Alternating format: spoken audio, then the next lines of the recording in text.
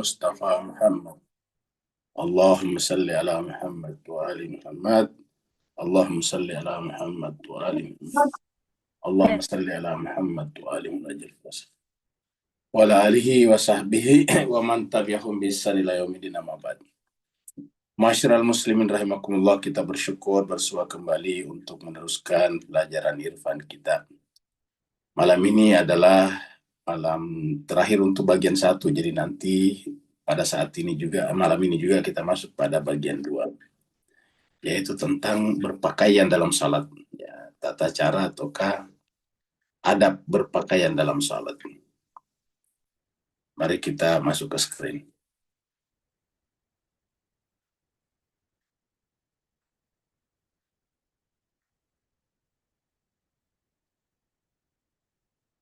Jadi ini terakhir pembahasan kita mana tadi nih?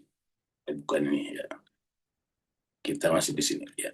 Ini terakhir 29 November. 29 November, 25 berarti hari Sabtu yang lalu, sekarang tanggal 6 Desember. Jadi kita ulangi sedikit di sini. Hendaknya orang beriman senantiasa merenungkan akibat berurusan dengan dunia. Jadi urusan dengan dunia ada akibatnya, ada efeknya.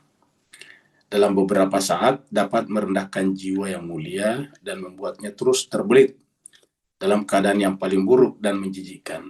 Demikian pula, kesibukan kalbu dengan dunia dapat merendahkan dan menjerumuskan manusia, sehingga dia patut dihisap dan disiksa. Jadi dia patut dihisap dan disiksa. Orang beriman harus mengetahui bahwa berpegang pada ketakwaan dan sikap qanaah. Jadi ketakwaan. Ketakwaan ini adalah orientasi kepada Allah, sehingga secara bahasa terkadang diartikan dengan takut kepada Allah. Sedangkan yang satunya lagi adalah sifat qanaah. Qanaah itu artinya merasa cukup. Sikap qanaah adalah faktor yang bakal menenangkannya di dunia dan akhirat. Jadi takwa dan qanaah ini dua hal yang penting kita miliki. Takwa adalah orientasi, fokus hidup kita adalah kembali kepada Allah. Sedangkan qanaah adalah kita bersikap merasa cukup. Bukan berarti berhenti berusaha, tetapi kita harus berusaha semaksimal, tetapi berapapun yang kita dapat, kita merasa cukup. Nah, itu namanya qanaah. Jadi Bapak Ibu sekalian yang berdagang, berdaganglah. Berapapun yang didapat, ya merasa qanaah. Bapak Ibu yang menjadi pegawai, officer misalnya, maka jadi pegawailah, berapapun yang didapat, merasa qanaah. Apa sebabnya? Sikap tidak qanaah ini nanti bisa membawa kita kepada perbuatan culas. Misalnya kita pedagang, tidak qanaah, maka kita ingin dapat banyak, lebih cepat, maka kita biasanya menipu customer kita. Kalau kita misalnya pegawai kerajaan, pegawai negara, kita gajinya tetap katakanlah X setiap bulan, tapi kita kebutuhannya adalah X tambah 5 misalnya, atau katakanlah 2X, pendapatan kita X, maka kemudian menyebabkan kita berpikir untuk mengambil uang negara, lahirlah korupsi, koruptor. Ya, jadi kita harus bersifat qanaah. Jadi qanaah ini membuat kita terhindar dari bencana dunia dan akhirat. Jadi namanya qanaah. Qanaah itu merasa cukup. Tapi ingat, qanaah bukan berarti berhenti beraktivitas. Karena kalau berhenti beraktivitas itu salah namanya. Karena nanti hidup kita akan menjadi beban orang lain, dan itu tidak boleh dalam agama. Jadi kita tetap beraktivitas, berbuat, berapapun yang kita dapat, kita qanaah, merasa cukup dengan itu. Kesenangannya yang sebetulnya terletak pada sikap mengentengkan dunia. Jadi kesenangan itu sebetulnya terletak pada mengenteng. Kata mengentengkan di sini bukan menganggap enteng, tapi mengenteng itu ringan. Dunia itu ringan. Jadi kata enteng di sini ringan ya. Jadi bukan menganggap Mengentengkan dunia di sini adalah dari kata enteng, ya, enteng. Yaitu kalau dunia itu jangan kita jadikan beban dalam diri kita. Beban diri kita itu adalah kalau kita jauh dari Allah, itu dia adalah beban berat. Jadi dunia ini tadi kona kalau sudah dapat, alhamdulillah. Kalau apa namanya ada kelebihannya bisa kita berbagi dengan yang lain, orang lain misalnya begitu. Jadi mengentengkan dunia sehingga dia tidak akan tenggelam dalam kelezatan dan kenikmatannya. Karena kalau kita tenggelam ke dalam kelezatan dan kenikmatannya, nanti kemudian kita lupa bahwa kita akan mati, sehingga kemudian kita tertipu oleh dunia, karena Al-Quran mengatakan kehidupan dunia itu adalah mata menyenangkan, tetapi ingat mataul ghurur, menyenangkan yang menipu. Kenapa menipu? Karena menyenangkan kita ingin selalu bersamanya, padahal apa saja yang sifatnya dunia akan hilang lenyap. Ya. Apa yang ada di akhirat itulah yang kekal. Jadi di dalam Al-Quran itu disebutkan ma'indakum yanfadu wa ma'indallahi baqin. Apa saja yang ada di sisi kamu pasti akan binasa, hilang, lenyap. Dan apa yang ada di sisi Allah itulah yang kekal, itulah yang baqin, baqa. Ini berkali-kali mengatakan itu. Ya. Kita menemukan kata abqa dalam Al-Quran itu berapa kali. Ya. Abqa, abqa. Jadi misalnya berkenaan dengan surat inna amanna birabbina liyaghfira lana khatayana wa ma akrahatna ini alaihi minasyari wallahu khairu wa abqa. Jadi apa saya ada di sisi Allah itu adalah wallahu khairu wa abqa. Itu lebih baik yang ada di sisi Allah. Nah, indallahi ma indallahi wa abqa, khairu wa abqa. Ini bisa kita lihat di surat Al-Qasas ya, surat 28 ayat 60. 28 60.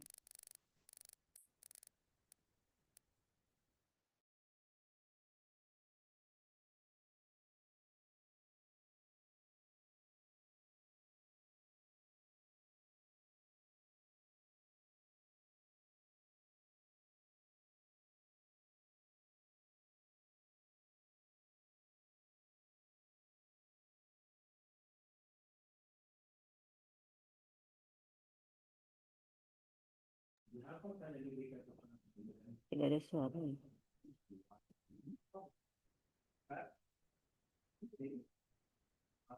Nggak ada suaranya.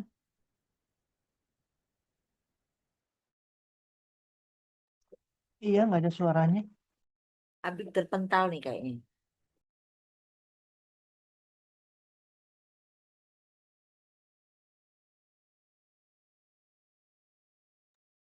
Emang internet di BSD lagi jelek, Ayu. Nggak usah di BSD, Cinere juga.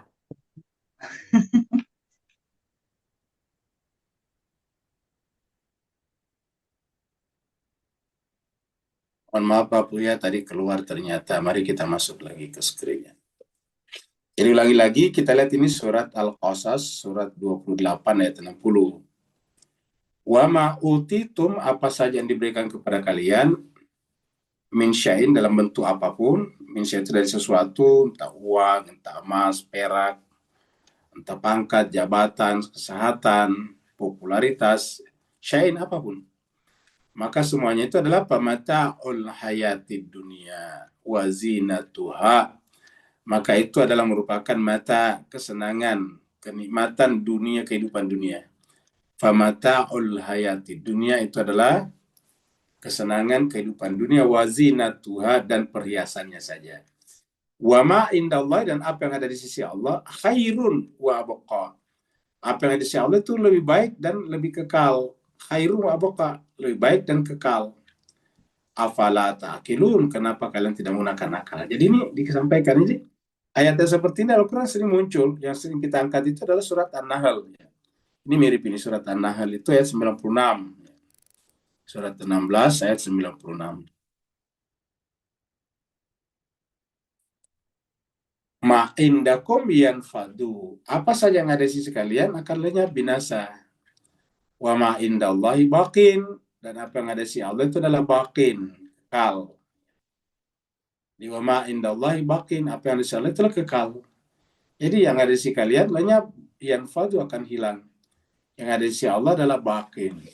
Jadi ayat yang seperti ini berkali-kali muncul dalam Al-Quran dengan redaksi yang berbeda-beda. Kita lihat lagi misalnya dalam surat Sabbih isma rabbik.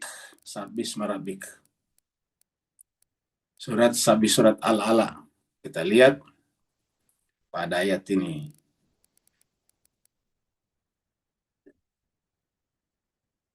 Allah berfirman, qad aflaha man tazakka wa dzakara asma rabbi fasalla.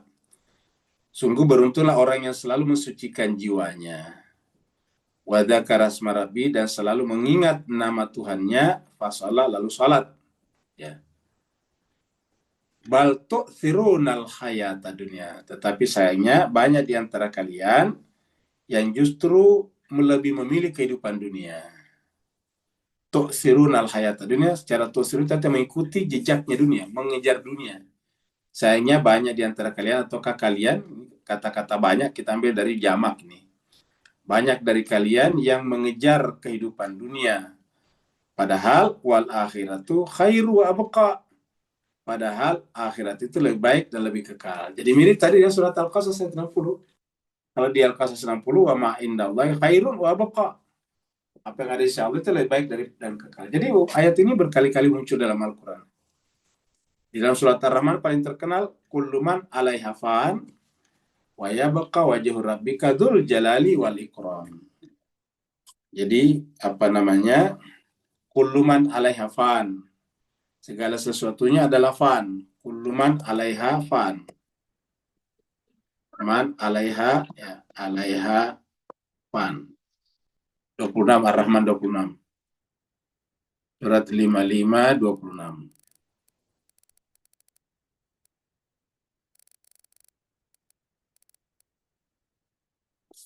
Kullu man 'alaiha fan, segala sesuatu yang ada di atas dunia ini fana, di bumi ini. Atau kita artikan 'alaiha, pada kehidupan ini. Semua yang ada pada kehidupan dunia ini adalah fana. Fana itu artinya binasa, hilang. Wa yabqa, yang kekal itu adalah wajhu rabbika dzul jalali wal ikram. Yang kekal itu adalah wajah Tuhanmu yang memiliki al-jalali wal ikram, yaitu kebesaran dan kemuliaan. Jadi redaksinya berbeda-beda tapi maknanya sama. Nah, untuk apa Allah berkali-kali menyampaikan ini? Supaya kita bersifat qanaah tadi di sini nih. Qanaah. Dan menganggap ringan dunia. Kata mengentengkan ini bersikap ringan dunia. Dunia itu ringan. Nah, kenapa banyak orang stres, depresi dan sebagainya? Karena menganggap berat dunia. Dunia itu berat bagi mereka. Nah, kenapa berat? Karena dia menganggap berharga. Tidak qanaah. Kalau kita menganggap dunia ini ya sesuatu yang memang beginilah sifatnya, tidak perlu kita lebih-lebihkan, ya dia enteng. Ya, misalnya ada orang misalnya kehilangan uang 5.000 rupiah, dia pikirkan terus, nah itu kan menjadi beban bagi dirinya.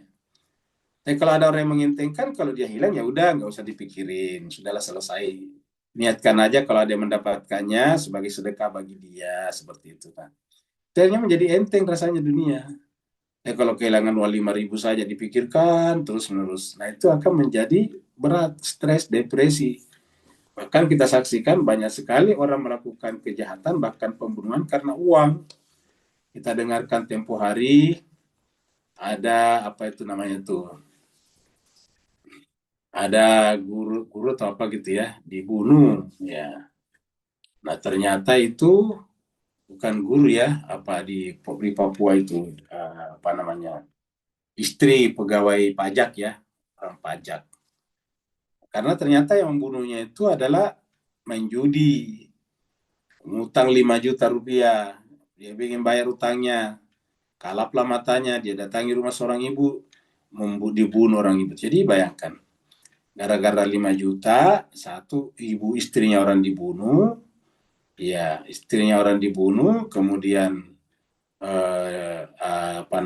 dianya juga masuk penjara, uang 5 juta tidak dapat juga. Jadi tidak dapat apa-apa, absurd.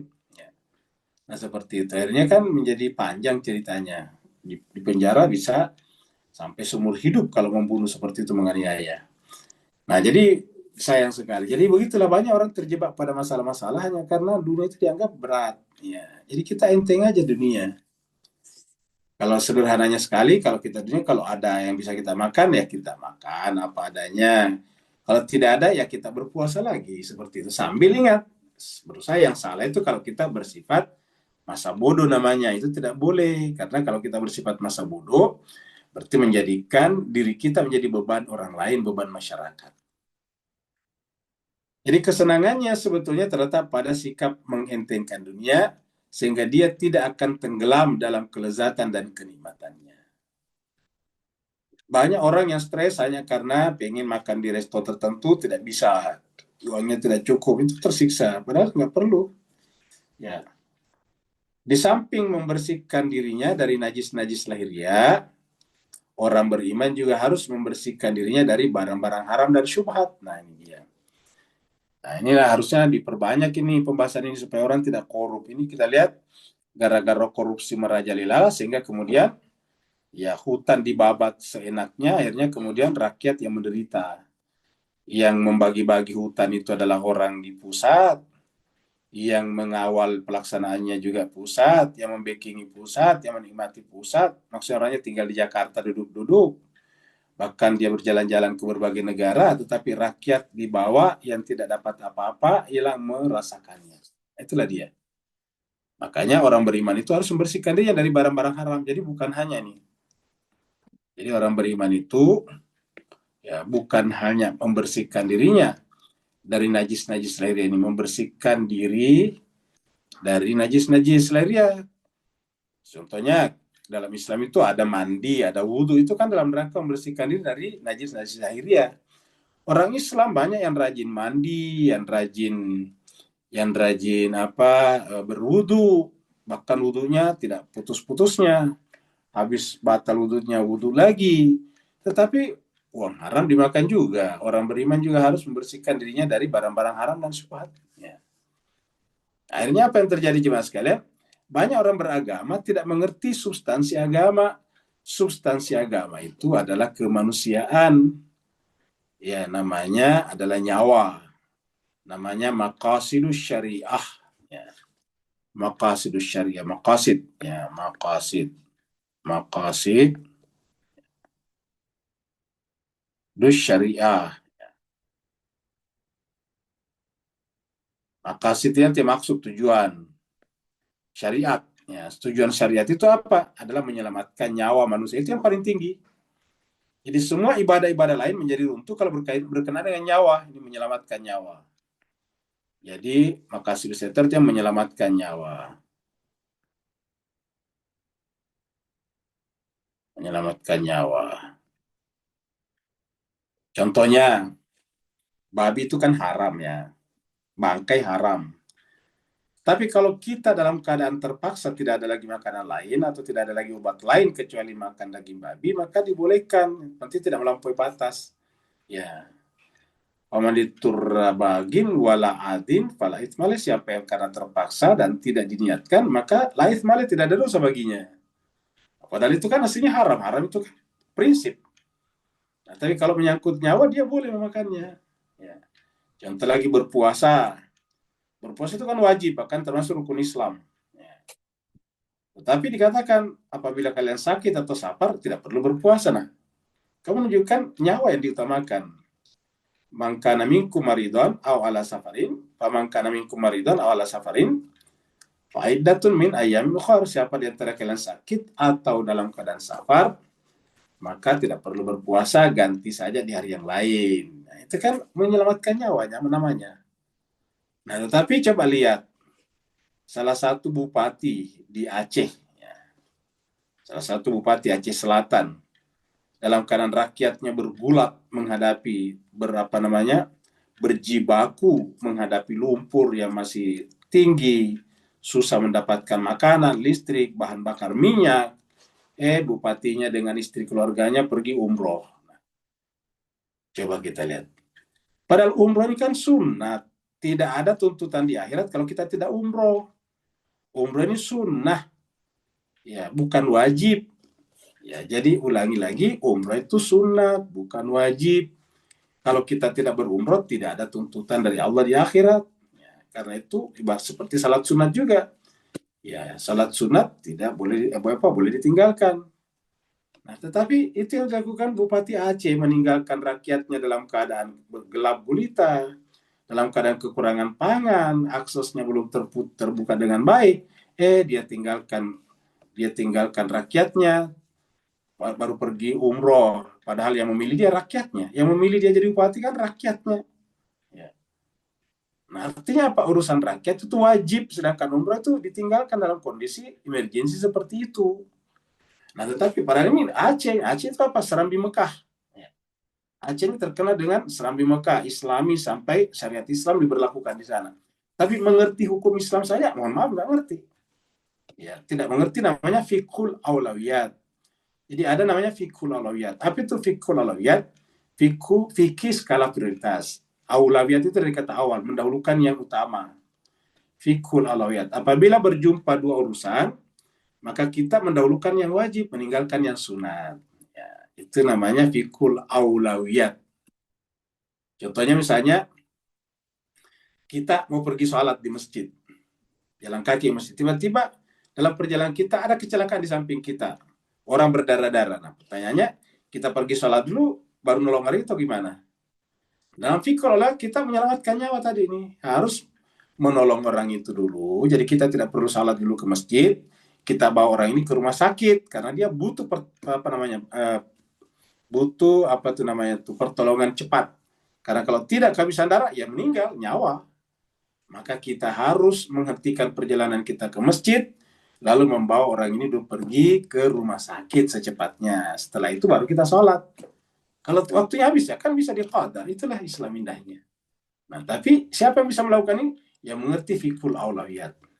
Nah, sayangnya itu tadi selevel bupati di sebuah wilayah yang menjalankan syariat Islam, yang wilayah disebut dengan Serambi Mekah, justru tidak mengerti fiqhul aulawiyat. Masyarakatnya menangis, menderita, banyak kelaparan, berjalan kaki sekian kilometer untuk mendapatkan akses makanan dan sebagainya. Bupatinya pergi ke Mekah berumroh bersama istrinya, keluarganya lah. Maka kemudian cocoklah kalau gubernur Pak Mualim tidak memberikan izin, jadi dia lepas dari dosa. Jadi bayangkan dia paksakan pergi, padahal tidak diizinkan oleh bupatinya, oleh gubernurnya. Ya, akhirnya apa yang terjadi? Dipecat juga sebagai ketua partai di sana. Ya, jadi saya kira sudah benar. Karena jelas-jelas benar-benar tidak punya kemanusiaan, tidak punya sifat kemanusiaan.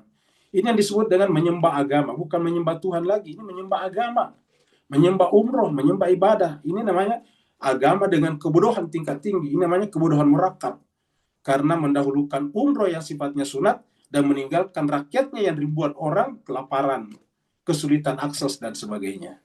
Bahkan orang-orang dari berbagai daerah datang ke sana membantu rakyatnya, dia hanya meninggalkan rakyatnya pergi. Nah, ini yang disebut dengan tidak mengerti maqasidus syariah. Nah, inilah yang muncul dari sini nih.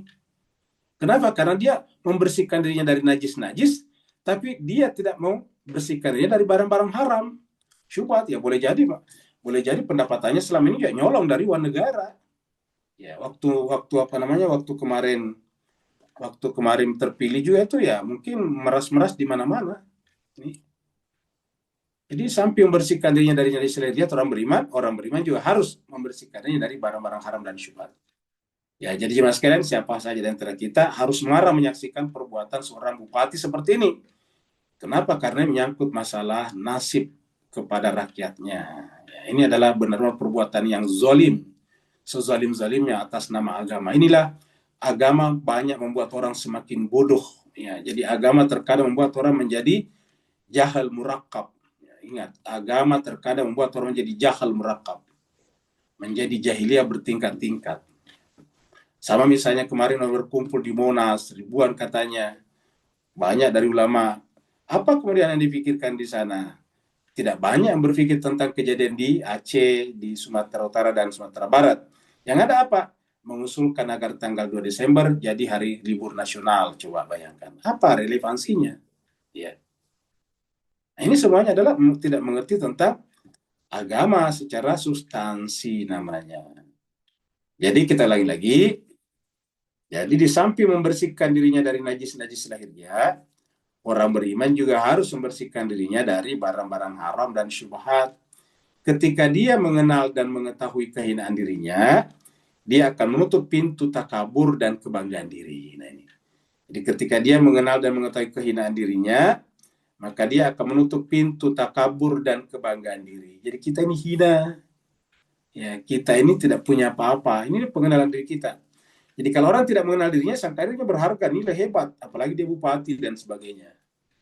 Nah, padahal kalau kita mengenal diri kita, kita ini hina di hadapan Allah.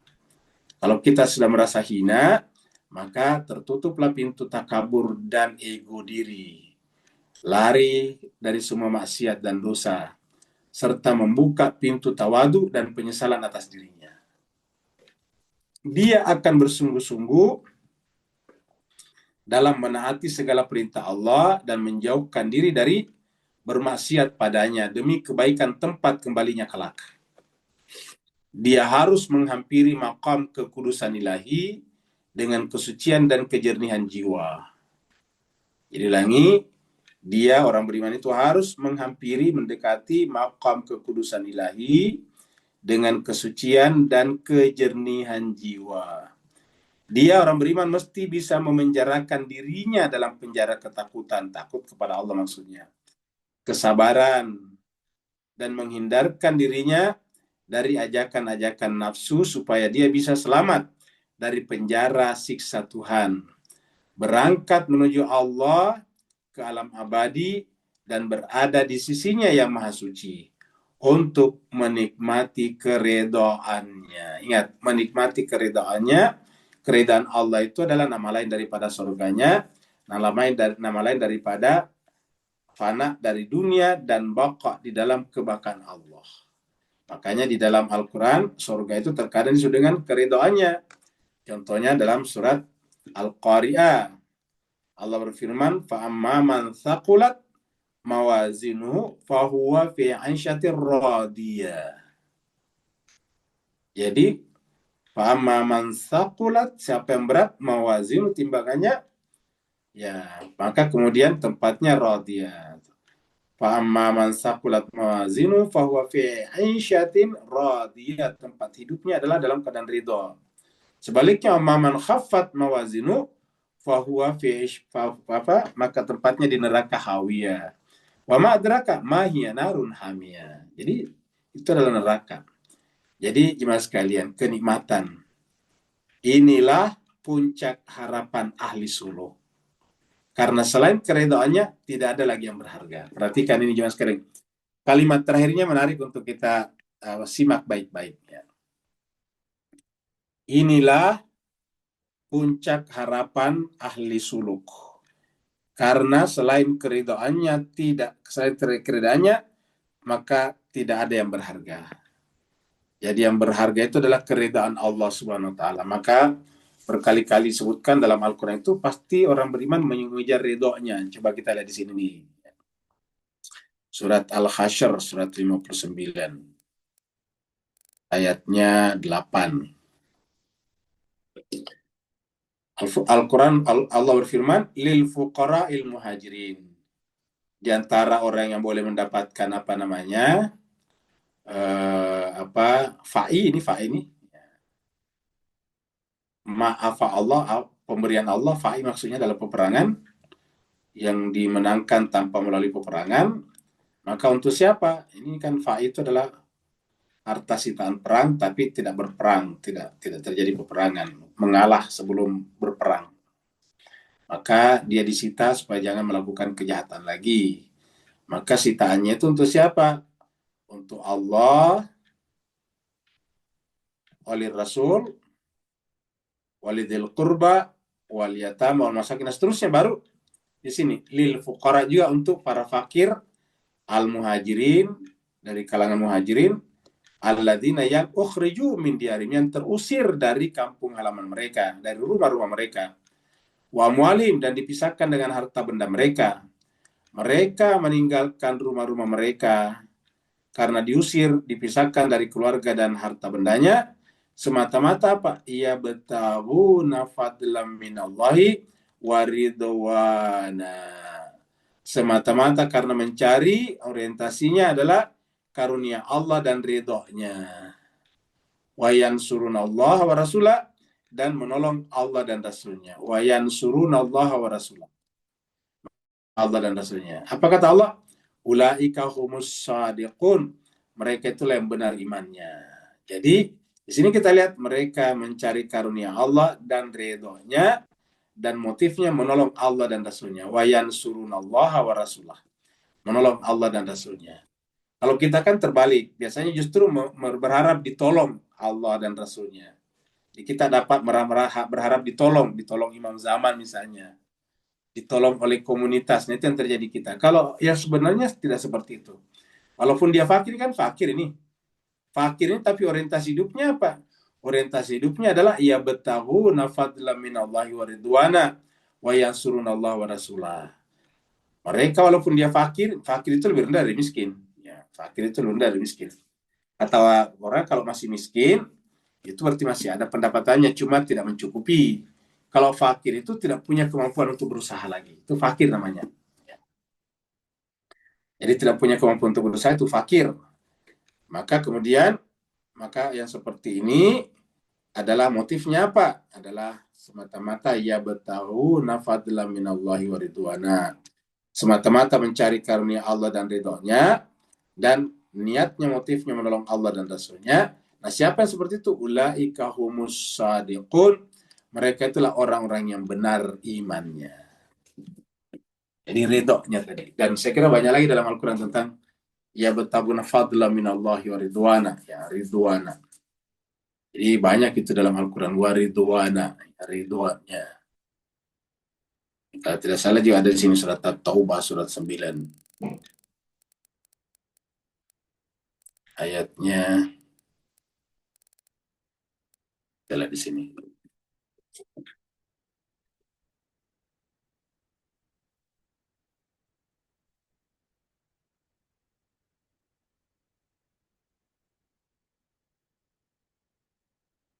Jadi yubashirhum rabbuhum, Allah memberikan kabar gembira kepada mereka birahmatin, dari rahmat darinya, waridwanin, dan ridho. Kenapa? Karena memang orientasinya ridwanin, ridho Allah. Nah, orang yang dapatkan ridho, yang mengejar ridho Allah, dapatkan ridho dan jannah. Waridwanin wa jannatin lahum fiha na'imun muqim. Jadi saya kira jelas. Nah, inilah akhir daripada bab 1 atau bagian 1. Berakhir dengan kata-kata yang sangat indah. Inilah puncak harapan ahli suluk, karena selain keridoannya, maksud selain keridhaan Allah, tidak ada lagi yang berharga. Yang paling berharga itu adalah ridhonya Allah. Makanya pun Allah meminta kita di dalam surat Al-Fajr, surat yang sudah sangat terkenal dan sudah sering kita angkat. Ya, pentingnya kita surat Al-Fajr ayat 27 dan seterusnya. Ya ayyatuhan nafsul mutmainnah. Duhai jiwa yang mutmainnah, yang sudah tenang bersama dengan Tuhannya. Irji'i, kembalilah, ila, kepada Rabbiki, Tuhanmu, radiyatan, dalam keadaan ridho, mardiyah, dan diridhai. Jadi kembali dalam keadaan radiyatan, mardiyah. Jadi syaratnya untuk masuk ke dalam golongan hamba dan sorga harus mulai dari sini. Harus radiyatan mardiyah. Baru maka. Jadi setelah ini baru ini. Setelah itu baru atau maka. Kalau kalian mencapai derajat radiyatan mardiyah, maka kalian diperintah masuk ke dalam golongan ibadi, wadakhuli, dan masuklah jannati, ke dalam surgaku. Wadakhuli fi ibadi, wadakhuli jannati. Saya kira jelas ya. Jadi kita sudah sampai sini. Selain daripada itu tidak ada yang berharga. Sekarang kita masuk pada bagian baru. Ini adalah bagian bab 2 ternyata, bukan bagian bab 2. Bab 2 ini adalah adab-adab berpakaian dalam sholat. Adab-adab berpakaian dalam sholat. tingkatan pertama. Jadi ada berapa tingkatan? Tingkat pertama, adab-adab berpakaian. Jadi yang pertama kita bicarakan adalah adab-adab berpakaian. Ketahuilah bahwa jiwa rasional manusia adalah hakikat yang sederhana dan manunggal. Jadi, manunggal itu menyatu, united. Jadi ulangi lagi, ketahuilah jiwa rasional manusia itu adalah hakikat sederhana. Jadi jiwa rasional itu adalah hakikat yang sederhana. Hakikat yang sederhana. Dan manunggal. Tetapi mempunyai beberapa tingkatan. Mempunyai beberapa tingkatan. Jadi persis sama dengan Allah. Allah itu kan mirip dengan Allah. Allah itu kan tunggal ya. Allah itu adalah tunggal dan karenanya dia adalah sederhana. Basit. Ya, bahkan hakikat sederhana adalah Allah. Ya, zatnya sederhana, tunggal juga, tidak boleh tersusun. Jadi ketahuilah bahwa jiwa rasional manusia adalah hakikat yang sederhana dan manunggal, tetapi mempunyai beberapa tingkatan. Jadi manunggal itu satu, jadi jiwa kita cuma menyatu. Jadi ilmu itu terpencar-pencar ketika keluar dari diri kita, ketika diucapkan dia berbentuk kata-kata yang tersusun. Dari dalam pikiran kita itu sebetulnya bersifat sederhana dan manunggal, itu jiwa rasional. Nanti menjadi sebuah buku kalau di luar, kalau dalam pikiran itu bukan belum tentu sebuah buku. Ya. Pelbagai tingkatan itu dapat diringkaskan menjadi 3. Jadi ada 3 tingkatannya. Jadi kembali ke sini tadi tingkatan pertama. Jadi tingkatan pertama. Tingkatan fisik duniawi. Fisik duniawi. Fisik itu adalah mulki, duniawi, duniawiyah. Jadi fisik duniawi, bahasa Arabnya mulkiyah duniawiyah. Mulkiyah di sini adalah diambil dari surat Tabarak. Tabarakalladzi biyadihil mulk wa huwa ala kulli syai'in qadir, surat Al-Mulk itu. Nah, sedangkan kalau di surat Yasin itu bukan mulkiyah tetapi malakutiyah. Subhanalladzi biyadihi malakutu kulli syai'. Itu adalah di surat Yasin ayat terakhir. Jadi lagi tingkatan pertama adalah tingkatan fisik duniawi yang nampak ini. Ya. Yang kelihatan, yang bisa dijangkau panca indera. Mulkiyah duniawiyah. Yang manifestasinya adalah panca indera luar. Jadi yang menjangkau ini panca indera luar kita. Mata, telinga, kuping. Jadi semua yang bisa dijangkau panca indera itulah dimensi-dimensi daripada mulkiyah duniawiyah. Jadi dimensi duniawi itu ada warnanya, ada bentuknya, itu bisa dijangkau itu mata. Ya. Kemudian ada baunya, itu dijangkau oleh hidung. Kemudian ada rasa pahit manisnya, dijangkau oleh lidah, itu kan panca indera semuanya. Kemudian ada suaranya, dijangkau oleh telinga, ada suara-suaranya. Kemudian ada kasar halusnya, dijangkau oleh kulit, teksturnya. Ada juga temperaturnya, panas dingin, dijangkau oleh kulit juga. Nah, jadi semua yang dijangkau oleh panca indera itu adalah bagian daripada mulkiyah duniawiyah karena dijangkau oleh indera luar. Dan berdasarkan kata Imam Khomeini, itu berada di posisi terendah. Jadi ingat, berada di posisi terendah di sini. Berada di posisi terendah. Ya. Jadi pertama, tingkatan fisik duniawi, mulkiyah duniawiyah, yang manifestasinya atau perwujudannya, kita artikan perwujudannya adalah dijangkau oleh panca indera luar. Dijangkau oleh panca indera luar tadi. Kalau tidak dijangkau oleh panca indera luar tadi, berarti tidak bisa disebut dengan fisik duniawi. Ya, karena harus terjangkau panca indera. Bagaimana dengan magnet? Magnet kan tidak kelihatan. Tapi bisa kelihatan gejalanya, misalnya magnet saling tarik menarik atau tolak menolak. Nah, itu kan berarti menunjukkan magnetnya tidak kelihatan daya tariknya, tetapi kelihatan kalau benda-benda itu ketarik. Jadi kan berarti terjangkau oleh mata.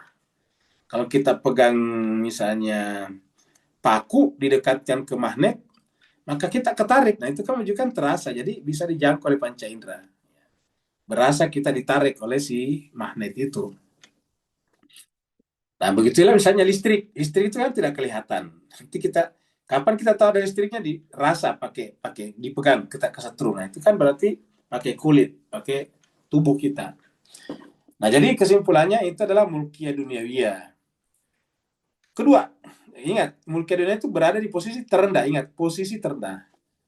Jadi kita kasih tanda di sini, posisi terendah. Posisi terendah. Kedua, di tingkatan yang kedua. Ini. Kedua. Tingkatan barzah. Tingkatan barzah. Ini adalah tingkatan barzah yang berada di posisi tengah. Nah, sebelum kita lanjut, kita dulu lihat ini O-nya ini ada di sini nih. Istilah barzah dalam ungkapan para ahli ma'rifat dan hikmah merujuk pada tingkatan eksistensi yang berada di antara alam non-fisik spiritual dan alam fisik jasmani. Jadi, barzah itu alam transisi antara alam non-fisik dan fisik. Ya, mirip dengan maghrib itu barzah antara siang dan malam. Fajar, subuh, barzah antara malam dan siang. Ya. Jadi, barzah antara siang dan malam namanya maghrib. Barzah antara malam dan pagi, siang, namanya fajar atau subuh. Jadi itu barzah. Nah, ternyata itu bukan hanya di bumi ada seperti, tapi di alam juga.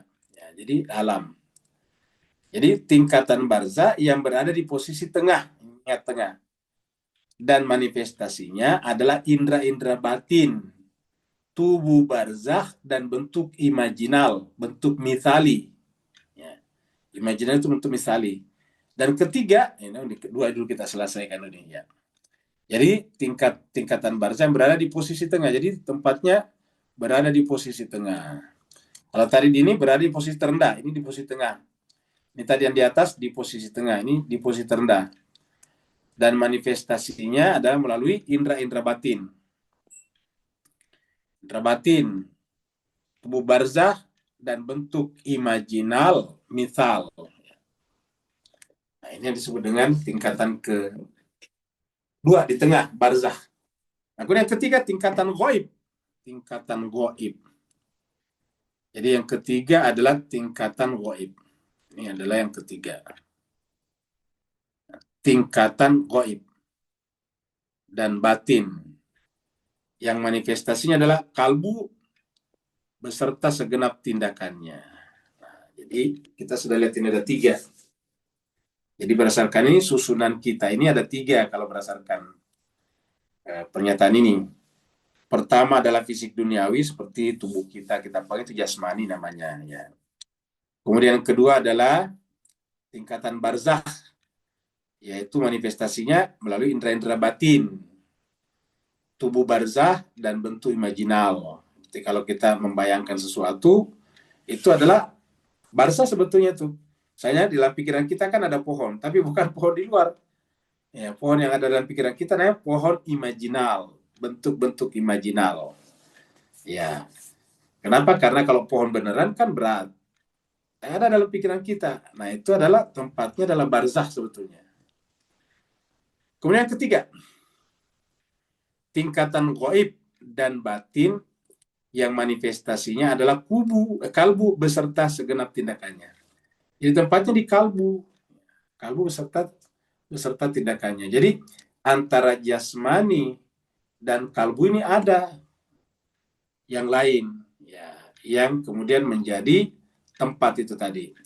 Nah, jadi bisa dikatakan bahwasanya ini yang disebut dengan sadar. Jadi sadar itu adalah antara tubuh fisik duniawi dengan tubuh batin kalbu. Tadi kan kalbu tempatnya nih.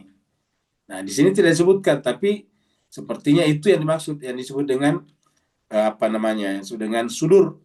Makanya dalam Al-Quran dikatakan kerjanya setan itu tidak bisa sampai di kalbu sebetulnya, tapi di sini, di barzah. Ya. Fi sudurinas, alladzi yuwaswisu fi sudurinas. Di situ. Karena nanti melahirkan nanti itu bayangan-bayangan, imajinasi-imajinasi. Kalau kamu ikut sama saya, nanti kamu akan menjadi kaya raya. Itu kan imajinal. Padahal dia ingin menipu kan begitu. Kalau kamu ikut sama saya nanti kamu akan kaya raya. Nah, padahal itu niatnya menipu. Nah, itu menanamkan pada diri calon korbannya imajinasi. Jadi rata-rata orang tertipu itu ditanamkan imajinasi dalam pikirannya. Kalau kamu ikut ini investasi sama saya setiap bulan dapat sekian. Akhirnya terbayang-bayang di pikirannya, akhirnya kemudian dia simpan uangnya, akhirnya hilang kena tipu. Nah, itulah imajinal. Semua yang namanya tipuan-tipuan itu imajinal. Jadi semua kerja-kerja apa namanya al-khannas itu adalah di situ. Al-khannas itu kan minal jinnati wan nas. Tapi kerjanya di mana? Fi sudurinas. Jadi kita katakan ada badan, ada jasad, dan ada juga yang disebut dengan sadar, dan kemudian ada yang disebut dengan kalbu. Nah, kalbu. Semuanya ini nanti sudah dengan nafs, tapi kalbu namanya. Jadi sadar itu apa di bawahnya kalbu namanya. Fi qulubihim maradun. Kalbunya ada penyakit. Nah, kalbu nantinya itu kerja-kerja intelek di sana dan bisa ada penyakit di sana, terjadi falasi. Nah, jadi kita ulangi lagi, tingkatan ketiga, tingkatan gaib dan batin, yang manifestasinya adalah kalbu, tempat manifestasinya kalbu. Jadi kita sampaikan, karena tadi kan tidak disebutkan di sini yang kedua nih, manifestasinya adalah indera-indera batin tadi. Indera-indera batin itu apa? Nah, kita sebut saja dengan sadar, karena kan indera batin, ya imajinasi ini, tubuh barzah, dan bentuk imajinal. Nah, kita singkatkan ini adalah sadar. Jadi kita lihat di sini, ada tingkatan itu ada 3. Ini tadi tingkatan. Jiwa manusia adalah hakikat sederhana. Kemudian pelbagai tingkatan itu dapat diringkas menjadi 3 ya. Punya beberapa tingkatan. Jadi jiwa manusia, kata jiwa di sini, jiwa manusia ada 3 tingkatan.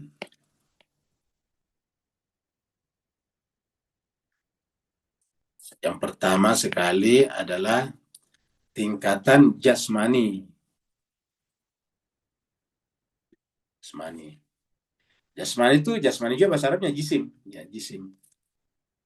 Yang kedua adalah tingkatan sadar.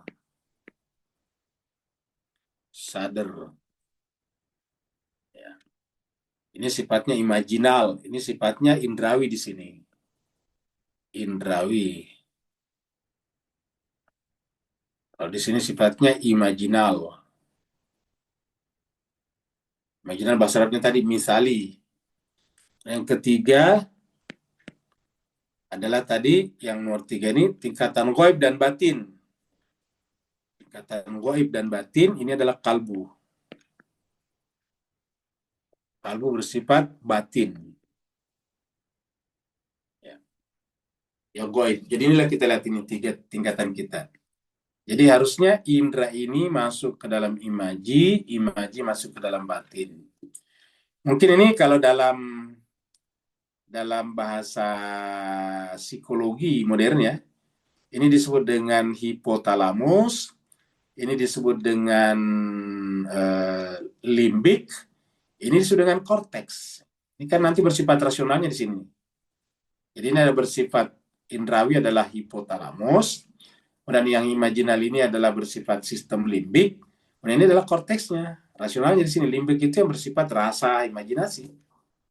Nah, seperti itu karena di dalam dunia neuroscience begitu juga ada 3. Tingkatan yang di depan itu adalah namanya hipotalamus, di sini ada namanya sistem limbik, dan di dalamnya ada korteks. Nah, jadi inilah jemaah sekalian berbahagia yang kita temukan, dan ini semuanya dalam Al-Quran. Adalah jasmani, jasad, dalam Al-Quran juga terkadang jasad, ya, jasadihim. Ajsad, ada sadar dan ada kalbu. Hubungan antara satu tingkatan dengan tingkatan lainnya seperti hubungan antara lahir dan batin. Jadi antara ini, ya, hubungan antara ini dengan ini lahirnya, ini batinnya. Hubungan antara ini dan ini batinnya, ini lahirnya, begitu. Jadi hubungan jasmani, ini jasmani, sadar ini adalah lahirnya, ini batinnya. Tapi ini dengan ini lahirnya, ini batinnya. Seperti dikatakan di sini. Hubungan antara satu tingkatan dengan tingkatan lainnya seperti hubungan antara lahir dan batin. Dan tajalli Tajalli itu adalah objek manifestasi, dan dengan mutajalli subjek manifestasi, ya. Jadi hubungannya antara tajalli dan mutajalli. Jadi lahir dan batin. Ini sudah tidak boleh dipisahkan, sebagaimana tajalli dan mutajalli tidak bisa dipisahkan. Tidak ada tajalli kalau tidak ada mutajalli. Karena yang bertajalli itu adalah Allah. Allah itu adalah mutajallinya, subjek yang bermanifestasi. Tajalli penampakan objek yang termanifestasi. Dengan hubungan itu, jadi kita tanda dulu ini. Ya. Tajalli dan mutajalli. Ingat, kata tajalli itu menjadi terang benderang. Tajalli itu terang benderang. Jadi nyata, nampak. Itu namanya tajalli. Dapat kita baca di surat Asy-Syams. Ya. Kita lihat dari sisi bahasa. Di surat Asy-Syams. Jadi kebetulan di antara peserta kita lumayan ada beberapa yang ikut bahasa Arab. Jadi kita lihat tajalli. Surat Asy-Syams ya. Nah, kita lihat di sini nih. Wasyamsi wa duhaha wal qamari idza talaha. Ini wan nahari idza jallaha. Jalla itu di sini.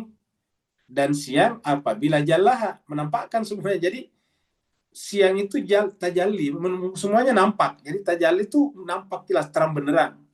Tuhan itu menjadi terang benderang. Makanya Imam Ali ketika ditanya oleh orang Yahudi, kamu bodoh sekali, kenapa? Kamu kok menyembah sesuatu yang tidak kamu lihat? Imam Ali mengatakan apa? Kamu menganggap saya menyembah sesuatu yang tidak saya lihat. Justru karena saya melihatnya terang benderang, maka saya menyembahnya. Nah, itu kata Imam Ali. Justru karena saya melihatnya dengan terang benderang, maka saya beribadah kepadanya. Jadi kenapa terang benderang seperti tajalli? Jadi Allah itu sudah bertajalli pada jiwanya Imam Ali. Jadi karena dia melihatnya dengan terang benderang. Karena tajalli itu nampak dengan jelas seperti siang. Ini siang itu kaitannya tajalli. Jadi di mana-mana itu kalau siang biasanya tajalli, wan nahari idza jallaha. Jadi beberapa surat seperti itu, ya. Beberapa surat. Ini lagi nih. Surat apa ini? Surat Al-Lail. Wal laili idza yaghsha. Malam itu menutup, apabila menutup. Wan nahari, siang idza tajalla. Terang benderang, jelas. Siang itu tajalla. Jadi bertajalli itu adalah nampak. Seperti nampaknya benda-benda di siang hari itu kan jelas sekali. Wan nahari idza tajalla. Dengan hubungan itu, efek dan keadaan di satu tingkatan dapat berimbas pada tingkatan yang lain. Jadi dengan hubungan itu, efek dan keadaan di suatu tingkatan dapat berimbas pada tingkatan yang lain. Misalnya, jika mata, indera luar penglihatan, menangkap suatu objek, maka pandangan jiwa, pandangan indrawi itu akan memberikan kesan tertentu pada indera mata barzakh yang sesuai dengan kondisi di alam barzakh, dan juga memberikan kesan tertentu pada mata batin kalbu sesuai dengan alam batin kalbu. Jadi masuk ke dalam, makanya kita lihat di dalam Al-Quran itu dikatakan, kamu kan punya mata, kenapa tidak digunakan untuk melihat? Nah itu kan, ya coba kita lihat di sini nih ayatnya. Surat 7. Ayatnya 179.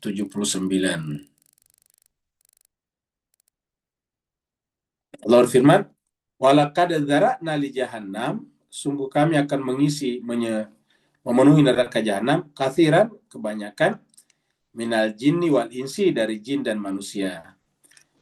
Lahum, bagi mereka, qulubun, punya kalbu, tapi la yafqahuna biha, tidak digunakan untuk memahami.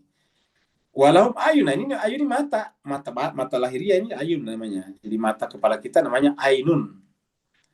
Ainun itu mata, bentuk jamaknya ayun, bentuk jamak ini. Mereka punya mata, cuma kalau mata ini dijamakkan menjadi nggak enak. Mata-mata, mereka punya mata-mata, kan ini harusnya jamak, ini harusnya mata-mata.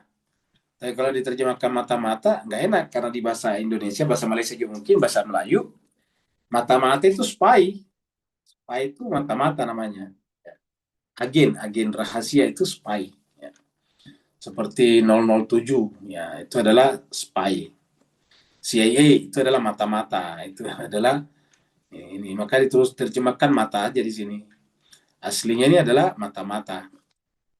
Mereka mempunyai mata atau beberapa mata-mata, la yubsirun, tidak digunakan untuk melihat. Nah, di sini ain di sini adalah jasmani, sedangkan yubsirun di sini adalah batin. Ya. Jadi ayun adalah apa namanya jasmaninya, ini adalah barzahinya. Nanti kemudian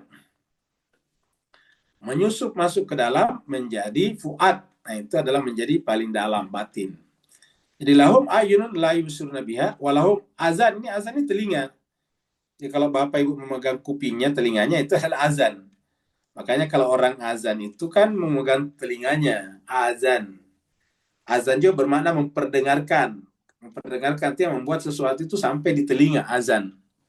Orang yang memperdengarkan suara namanya muadzin. Jadi walahum adanun, mereka punya telinga, la yasma'una biha.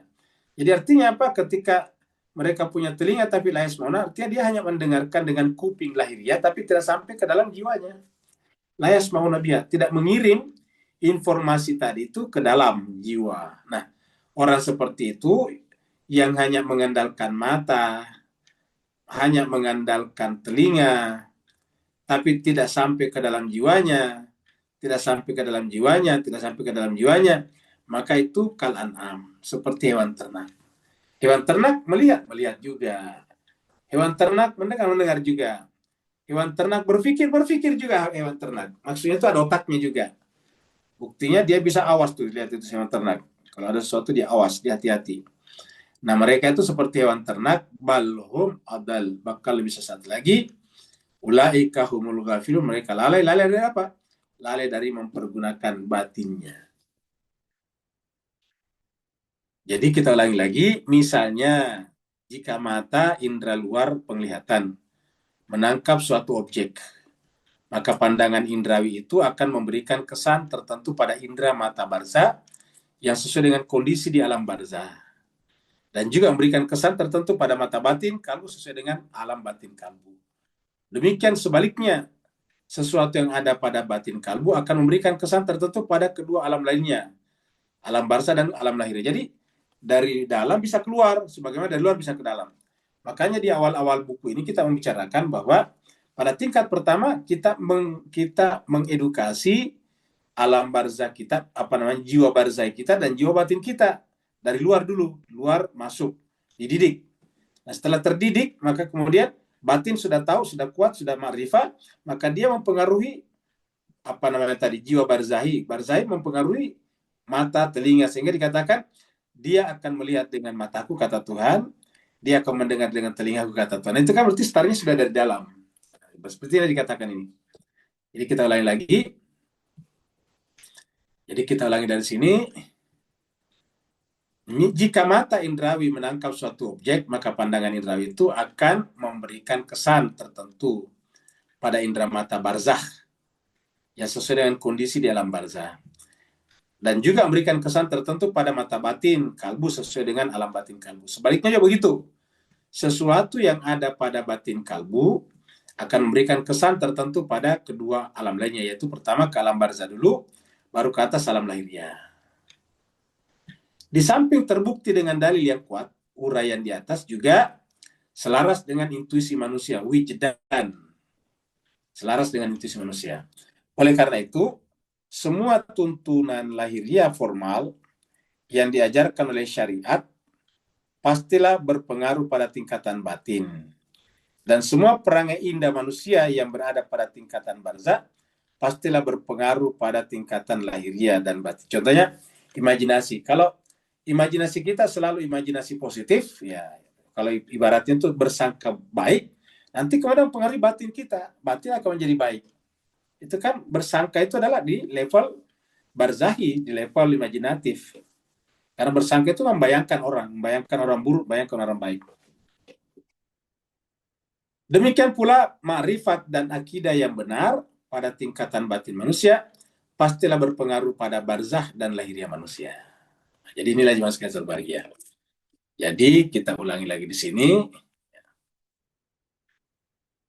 Jadi ulangi di sini.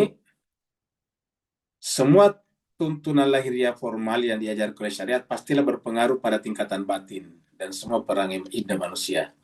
Yang berada pada tingkat barzah pastilah berpengaruh pada tingkatan lahiriah dan batin manusia. Demikian pula ma'rifat dan akidah. Ya, ma'rifat dan akidah, ini ma'rifat dan akidah yang benar ya, pada tingkatan batin manusia pastilah berpengaruh pada barzah dan lahirnya manusia. Contohnya misalnya, jemaah sekalian meyakini tentang kesucian Bunda Fatimah.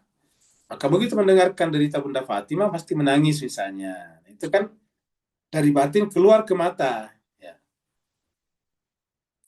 Begitu juga misalnya kita lihat orang yang mempercayai tentang kesucian Imam Hussein misalnya, atau Sayyidina Hussein.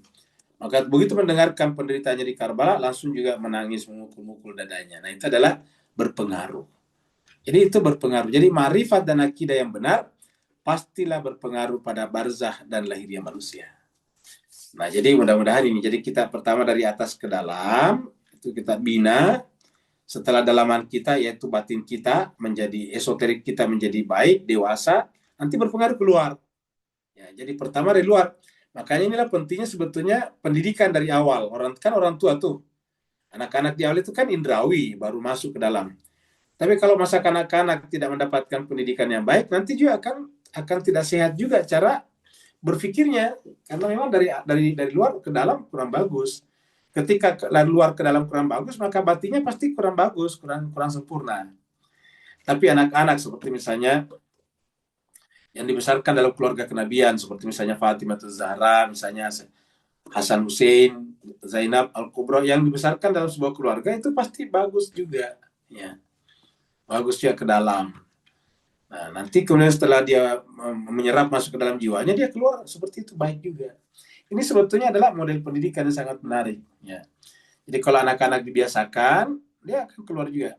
Contoh saja paling gampangnya sekarang, kalau kita membiasakan anak-anak kita yang masih balita ya, kan baru belajar tuh mengucapkan kata-kata atau kamu mengucapkan apa namanya, kata-kata lah.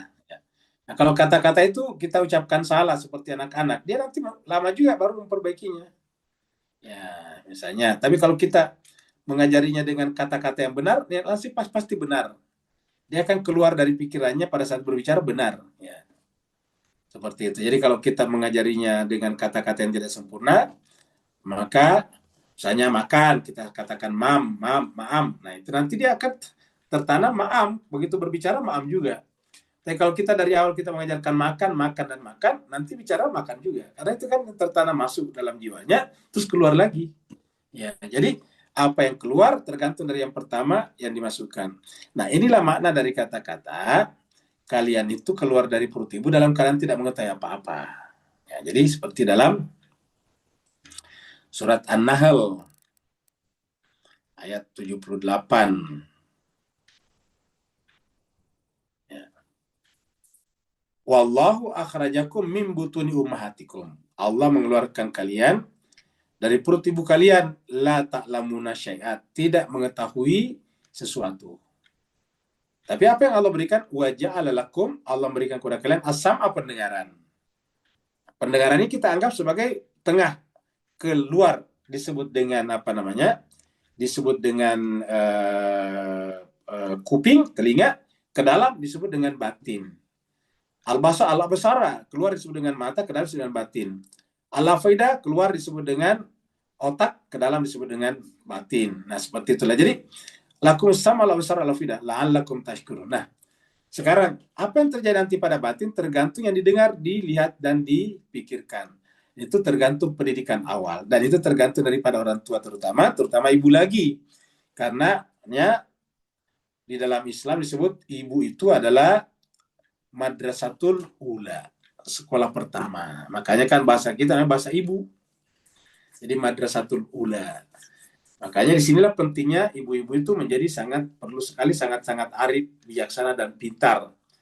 Karena apa? Karena dia akan mendidik anak-anaknya. Maka orientasi pendidikan ibu kenapa harus paling tinggi sekolahnya? Terutama karena untuk pendidikan anak-anaknya. Baru kemudian masyarakat. Lalu kenapa begitu ya? Karena tidak akan ada anggota masyarakat kalau tidak ada anak-anak dari rumah tangga. Dan rumah-rumah tangga kalau semuanya mendidik anaknya dengan baik, maka akan keluar menjadi anggota masyarakat yang baik juga. Maka terakhir, la'allakum tashkurun. Mudah-mudahan bersyukur. Inilah jemaah sekalian pembahasan kita pada hari ini. Semoga bermanfaat. Jadi hari ini sampai di sini dulu ya. Tanggal 6 bulan Desember 25. Semoga bermanfaat. Walaupun minkum yang bertanya dipersilakan. Waalaikumsalam Ustaz. Waalaikumsalam. Silakan Pak Nur.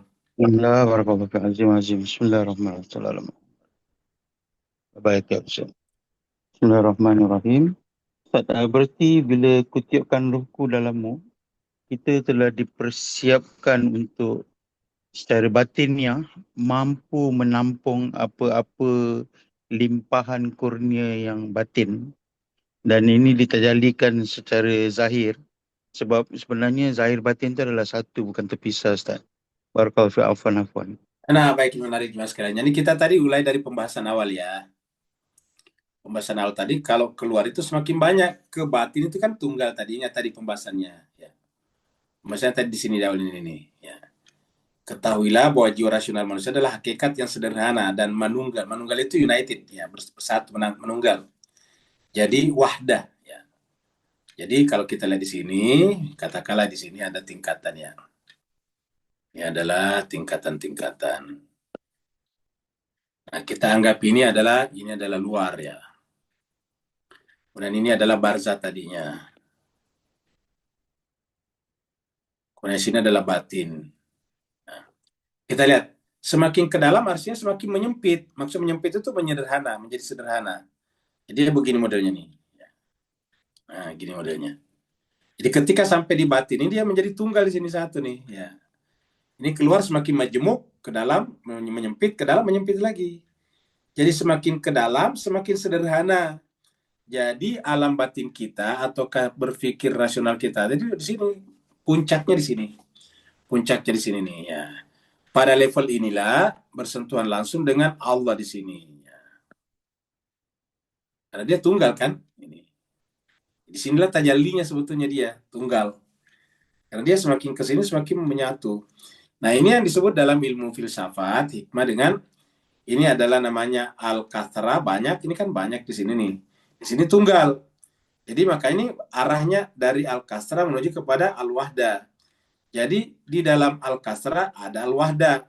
Di dalam al-wahda ada al-kasra. Karena dia akan bergerak masuk ke sini tadinya. Nah, pertanyaan dari mana ini? Nah, itu tadi disampaikan sama Pak Nur. Ketika Allah mengatakan wa nafakhtu fihi min ruhi, nah inilah ruh di sini nih. Jadi di sini adalah ruh ya. Di sini adalah ruh di sini. Di sini adalah ruh. Nah, kenapa ruh di sini? Karena tadi ini tempatnya ingat. Ya, ini tempatnya ini. Jadi ruh ini kita anggap ini nih. Ya. Tarik ke sini ruh. Ya. Dan ruh. Nah, ruh ini kan tidak pembahasan kita tadi malam di tadabbur. Ruh ini tidak ada jamaknya dalam Al-Quran. Di dalam Al-Quran ya. Di dalam Al-Quran itu tidak ada ruh dalam bentuk jamak. Semuanya mufrad. Ya, dalam Al-Quran itu semuanya mufrad. Tidak ada arwah. Ini kan bentuk jamaknya arwah. Ya. Jadi bentuk jamaknya ini arwahun. Tidak ada dalam Al-Quran arwah. Semuanya lalu wa nafakhtu fihi min ruhi qulir ruhu min yas'alunaka 'anir ruh tanazzalul malaikatu war ruh, itu kan selalu sebab itu tunggal ya. Nah, ini tunggal di sini nih ruh ya. Allah meniupkan ruh ini wa nafakhtu fihi min ruhi ya faqaulahu sajidin. Kenapa sujud? Karena sujud kepada manusia mencapai derajat ini hakikatnya sujud kepada Allah ya. Jadi para nabi dan rasul, para ma'sumin ya sudah sampai di sini. Kalau kita kan masih di sini nih. Kalau toh masuk di sini, kebanyakan kita di sini barzahi. Kebanyakan kita barzahi. Di sinilah kita tertipu oleh dunia karena kan imajinasinya di sini. Ini kan tadi alam imajinasi. Jadi ini sebetulnya alam imajinasi di sini. Ya. Namanya tadi alam misali. Ini adalah imajinasi. Ini adalah alam imajinasi di sini. Imajinasi. Nah, sini nanti kita tertipu. Tentang dunia yang indah itu di sini. Maka dikatakan mata'ul gurur, tertipu di sini. Nah, jadi inilah imajinasi. Misali bahasa Arabnya tadi misali ya. Misali ya. Misal. Ini adalah imajinasi misal. Misali. Nah, sedangkan di sini adalah bersifat rasional, bersifat akli di sini nih. Di sini adalah akli. Ya. Akli ya. Di akli di sini. Misal ini akli di sini. Ya. Sedangkan yang di sini adalah indrawi di sini. Indrawi. Itu bersifat tadi duniawi, indrawi di sini. Ya, atau kan disebut tadi dengan istilahnya perhiasan, zina, perhiasan. Itu di sini perhiasan. Nah, di sini kenapa indah dilihat? Karena banyak. Dia di sini semakin majemuk. Makanya kalau kita ada di sini, berhenti di sini, kita menjadi stres karena kan banyak. Nah, coba ditarik masuk ke dalam sini menjadi tunggal. Ya. Jadi kalau semua ini kan kalau ditarik semua pasti ketemuan satu ini. Semua ketemu di sini nih. Kalau kita tarik ini dari luar masuk, dia akan bermuara pada satu titik. Bermuara pada satu titik. Titik ini kita sebut dengan titik singularitas, singularity point, the point of singularity. Ya, sini di titik singularitas di sini, dan itulah dari Allah. Ini ruh. Ya. Nah, jadi seperti itu. Jadi ini menarik ya pertanyaan Pak Nur tadinya. Jadi semoga kita ini sampai di sini. Nah, para maksumin itu sudah sampai di sini. Makanya orang seperti Bunda Zainab mengatakan marah itulah Jamilah karena sudah di sini dia nih. Ya, dia sudah tidak di sini. Kalau kita kan masih di sini. Kita misalnya kalau diancam sama siapa, sama Ibnu Ziyad, Ibnu Ziyad, Ubaidillah Ibnu Ziyad. Kalau kita diancam, wah kita berpikir juga, iya juga ya, nanti siapa yang kasih makan istri kita, bagaimana hidup. Nah itu kan imajinatif. Ya, tetapi orang seperti yang bersama dengan Imam Hussein di Karbala enggak, sudah sampai di sini mereka. Ya, jadi dia mengorbankan jiwanya dengan gampang, karena dunia tidak membebani dirinya lagi. Jadi kebanyakan orang hanya berhenti di sini Pak sekalian, imajinatif barzakhi. Ya. Nanti kalau saya jadi direktur, CEO misalnya, waduh saya akan menjadi ini dan itu, bisa punya ini dan itu. Pokoknya semuanya itu bayang-bayang di kepala kita. Nah, kalau nanti saya punya dan itu, kalau pulang kampung nanti dihormati orang, itu bayang-bayang kampung kita, itu di barzakh kita. Ya, di imajinasi kita. Nah, kalau sudah sampai di sini menjadi tunggal, tidak ada lagi bayangan itu, karena dia menjadi tunggal, yaitu dia Allah, ruh. Kita mengenal Allah melalui ruh karena Allah menjelmakan dirinya, mentajalikan dirinya melalui ruhnya ini tadi. Wa nafakhtu fihi min ruhi. Ada lagi yang lain? Di chatroom. Ya baik, kalau di chatroom kita ke chatroom dulu ya.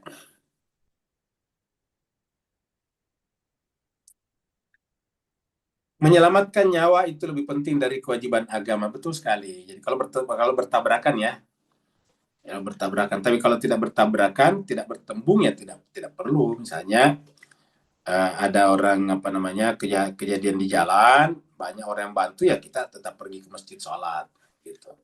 Kecuali kalau tidak ada ya kita harus mengantarkannya karena nyawanya dia terancam. Jadi itu namanya fardu kifayah. Ini fardu kifayah, menyelamatkan nyawa lebih penting daripada kewajiban agama, sehingga boleh diqada salat yang tertinggal tadi, betul. Tapi ingat tadi kalau bertemu ya, bertabrakan. Bagaimana pula salat ditangguhkan karena terlalu kepenatan? Itu lain soal ini, beda ini. Ya. Keletihan sehingga dilakukan salat bila badan sudah mulai cergas. Ini kalau yang seperti ini saya tidak boleh. Boleh istirahat sejenak, tapi kalau sampai pada tingkat lama ini nggak boleh. Saya kita mungkin baru datang, kita duduk sejenak. Setelah itu sudah bisa salat.